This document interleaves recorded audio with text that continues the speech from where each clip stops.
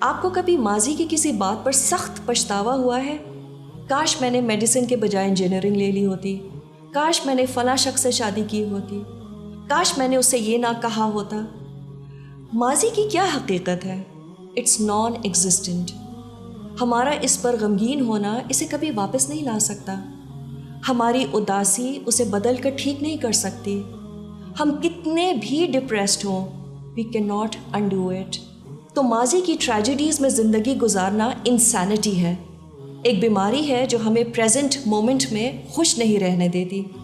یہ بالکل ایسے ہی ہے کہ ہم اس بات کی تمنا کریں کہ کاش سورج مغرب سے طلوع ہو جائے، یا کاش آنکھ سے نکلا یہ آنسو واپس آنکھ میں چلا جائے۔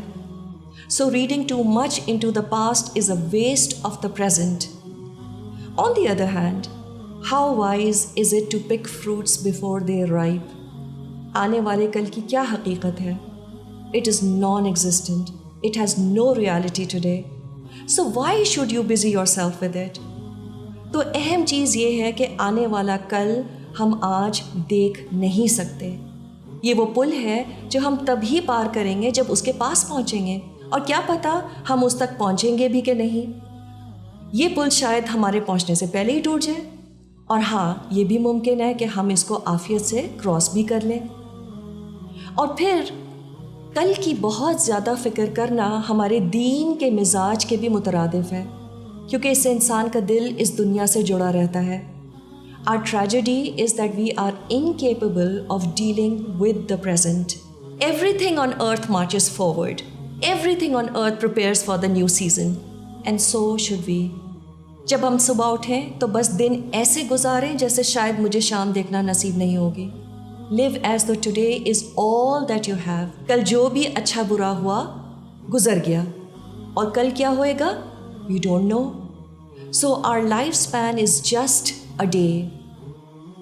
جیسے ہم آج ہی پیدا ہوئے ہیں اور دن کے اختتام پر ہم مر جائیں گے، تو اس سے نہ گزرے دن کی انگزائٹیز تنگ کریں گی اور نہ مستقبل کی انسرٹنٹیز۔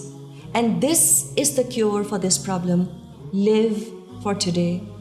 ہاں، ایک واحد چیز جس کی ہم نے فکر بھی کرنی ہے اور اس کی پلاننگ بھی کرنی ہے، وہ ہماری آخرت کی زندگی ہے۔ تو آج میری نماز ایسی ہو جیسے یہ آخری نماز ہے۔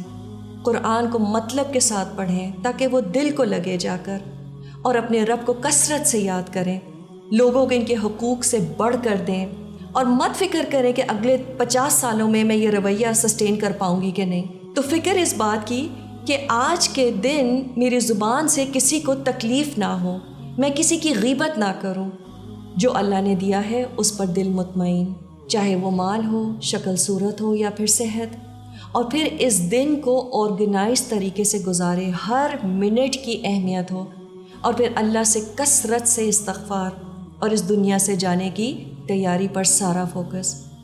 اس کے ساتھ ساتھ جو اللہ نے اس دنیا میں رزق دیا ہے، شوہر، بیوی، ماں باپ، دوست، گھر، یہ زندگی، اس پر خوش ہونا اور شکر ادا کرنا۔ فَخُذْ مَا آتَيْتُكَ وَكُن مِّنَ الشَّاكِرِينَ۔ تو جو میں نے تم کو عطا کیا ہے اسے پکڑے رکھو اور میرا شکر ادا کرو۔ So today is our most precious possession. In fact, it is the only sure possession. So whatever you want to do it now. Today is a gift for all of us. اور اسی لیے شاید اس کو present کہا جاتا ہے۔